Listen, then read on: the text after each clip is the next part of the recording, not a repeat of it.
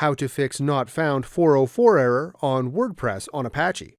What can you do if you get a 404 error on your WordPress site? Usually this means the htaccess file is missing. The htaccess file is an essential WordPress core file to reconfigure the Apache web server's specific settings. Let me show you a way how to fix this 404 error if you are running an Apache server. So let's open the browser. We will write on the address bar the domain we will use for the test.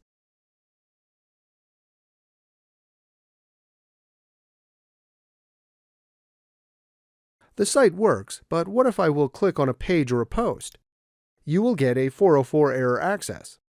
Open a new tab on the browser. Write your domain /wp-admin. Write your username and password and then log in.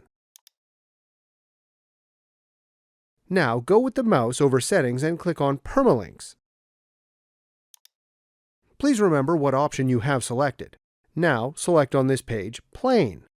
Go to the bottom of the page and click Save Changes.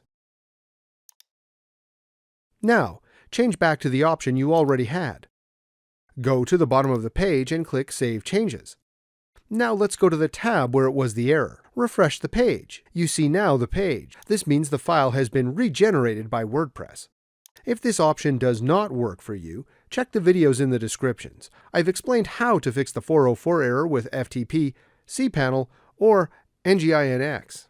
This is how you fix not found 404 error on WordPress on Apache.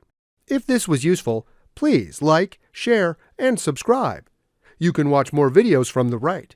Also, if you have any questions, please ask them in the comments area below.